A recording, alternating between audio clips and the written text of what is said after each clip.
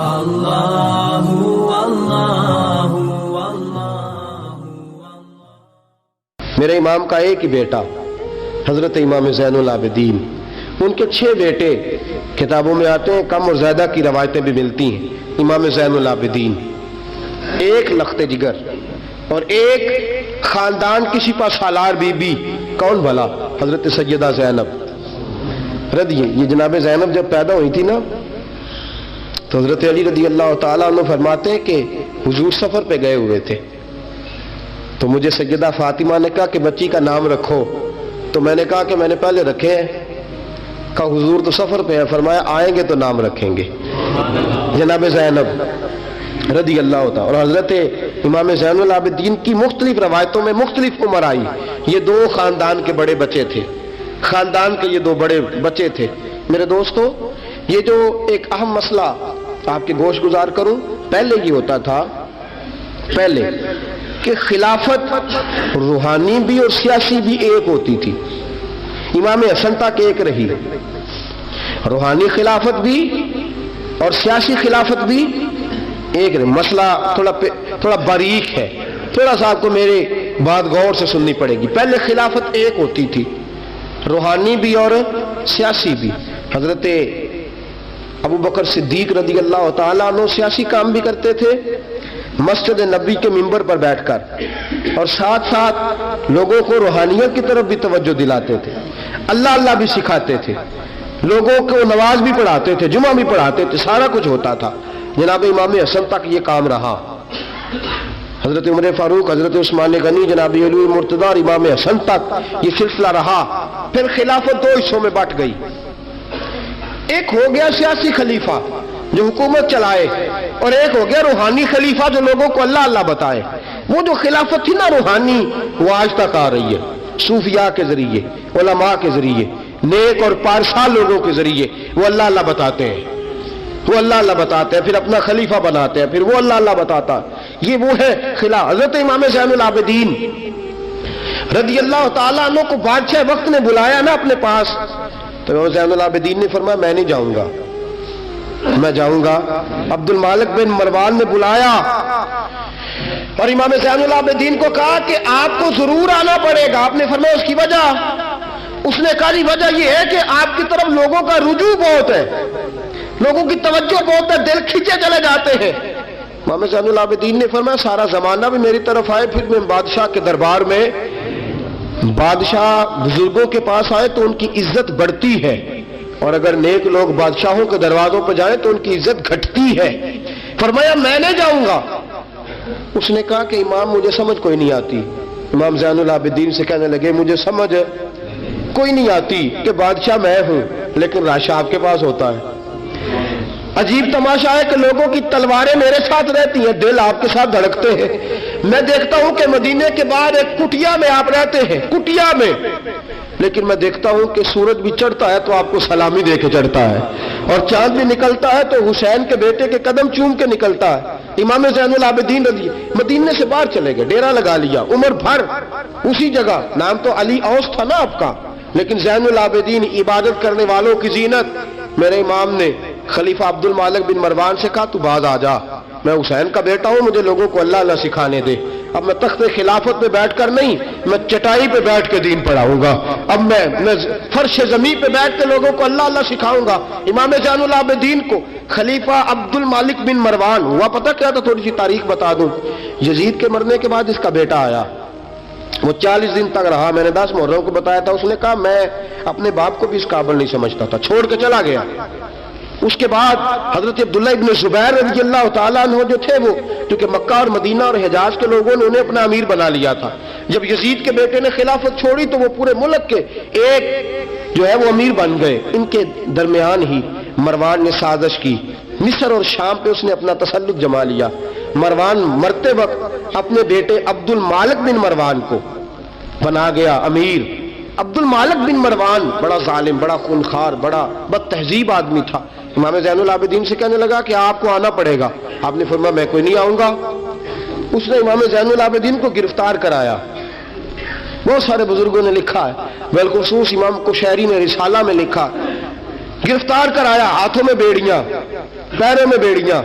इमाम ज़ैनुल आबिदीन जिस तरह निकले थे ना करबला से और दमिश्क आए थे गिरफ्तारी के आलम में, और फिर दमिश्क से मदीने आए थे, उसी आलम में फिर गिरफ्तार कराया। और खलीफा अब्दुल मलिक बिन मरवान के सामने जब इमाम ज़ैनुल आबिदीन पहुंचे तो आपने कहा कि तूने देखा है ना मेरे बाप के कातिलों का क्या अंजाम हुआ था, तूने देखा है मेरे बाप के कातिलों का, बाद आ जा। उसने कहा कि यजीद के पास ताकत थी, उसने आपको गिरफ्तार करा लिया था, अब मेरे पास ताकत है, मैंने भी गिरफ्तार करा लिया है। इमाम ज़ैनुल आबिदीन से कहने लगा आपके पास ताकत है तो दिखाइए, आपके पास है ताकत तो दिखाइए। इमाम ज़ैनुल आबिदीन रज़ी अल्लाह तआला अन्हु ने फरमाया तुझे कहा चैलेंज न कर, मैं दरवेश हो गया हूं, एक तरफ लग गया हूं, एक कोने में जाकर बैठ गया हूं, मदीने से बाहर जाके मैंने डेरा लगाया, बस मुझे अब छेड़ मत, मुझे अपना काम करने दे, मुझे लोगों को दीन सिखाने दे, अल्लाह अल्लाह बताने दे, तू जान, तेरी हुकूमत जाने, तेरी सल्तनत जाने, मैं तेरे काम में दखल नहीं देता, तू मेरे काम में दखल न दे, मुझे अल्लाह अल्लाह करने दे, अल्लाह अल्लाह कराने दे। कहने लगा मेरे पास ताकत है, मैंने गिरफ्तार कर लिया है। इमाम ज़ैनुल आबिदीन रज़ी अल्लाह तआला अन्हु के हाथ और पांव में बेड़ियां थी। इमाम ज़ैनुल आबिदीन की जुबान से निकला अल्लाह अल्लाह अल्लाह।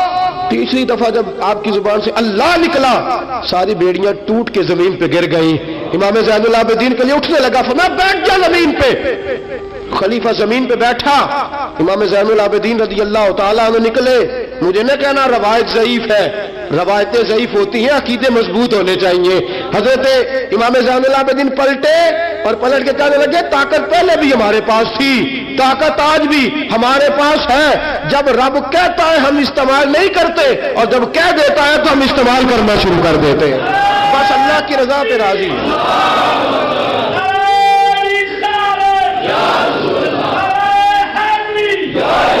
जब अल्लाह कहता है तो इस्तेमाल करते हैं। इमाम ज़ैनुल आबिदीन खलीफातुल मुस्लिमीन अमीरुल मोमिनीन इमाम हसन के भतीजे जनाब अली के पास 3 साल रहे थे, वो तो कट गए सारे, लेकिन मेरे इमाम ज़ैनुल आबिदीन अगरचे हुकूमत नहीं ली लेकिन दिलों पे हुकूमत करते रहे, दिलों पे। यही खलीफा अब्दुल मलिक बिन मरवान, देखो कहते हैं जादू वो जो सिर चढ़ के बोले, और हकीकत छुप नहीं सकती बनावट के उसूलों से, और खुशबू आ नहीं सकती कभी कागज के फूलों से।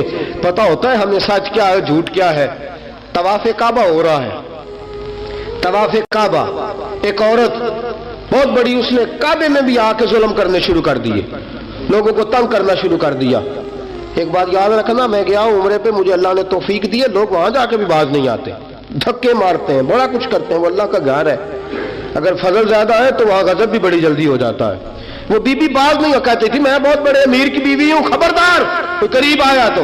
हजर अस्वद के करीब गई तो हजर अस्वद ने पकड़ लिया, दबोच लिया, पकड़ लिया, छोड़ता ही कोई नहीं, चिमट गई साथ, बुलाओ लोगों को, बड़ा कुछ किया, लेकिन हजर अस्वद छोड़ता। अल्लाह आपको हज की तौफीक दे, आमीन तो कह दे, अल्लाह आपको उम्रे पे ले जाए। ये हजरे अस्वद पता बंदे वो जाके बहादुरी दिखाते हैं, मैं जी परा सटे 5-7 बंदे, मैं फिर चुमदा रहा बड़ा चेर, एक अकलमंदी की है, एक अकलमंदी वाली बात है। वहां जाके हमारे बुजुर्ग तो कहते हैं वहां जाके जानवरों का भी अदब करो। वो खुदा रसूल के मेहमान में धक्के देते रहे हो, कोई अकलमंदी है, ये कोई बहादुरी नहीं। अगर सूडान वाले करते हैं, ईरान वाले करते हैं तो वो जाने, उनका रब जाने, उनके अमल जाने। हम तो वहां जाके जानवरों का भी अदब करेंगे, अदब करेंगे, एहतराम। नहीं मौका मिलता तो न मिले। मेरे हबीब ने फरमाया दूर से हाथ लहरा के चूम लो, हजर अस्वद कयामत वाले दिन तुम्हारे ईमान की गवाही दे देगा, हमारे ईमानदार होने की गवाही देगा। बीबी चिमट गई साथ। खलीफा अब्दुल मलिक बिन मरवान से कहा कि वो बहुत बड़े रईस की बीवी, अब छुड़ाब सारी जिंदगी तख्त पे बैठ के इमाम ज़ैनुल आबिदीन की मुखालफत तू करता रहा है, अब छुड़ा। नीचे उतर आया, उस बीबी के खामद को कहने लगा ज़ैनुल आबिदीन के पास चले जाओ, अगर हल है तो उसके पास है, अगर कोई इलाज है तो उसके पास है, उसके पास जाओ, मैं छुड़ा सकता। उधर जाओ, उधर वो है दरवाजा, वो है जनाब अली का पोता, वो है इमाम हुसैन का जानशीन, वो बैठा है।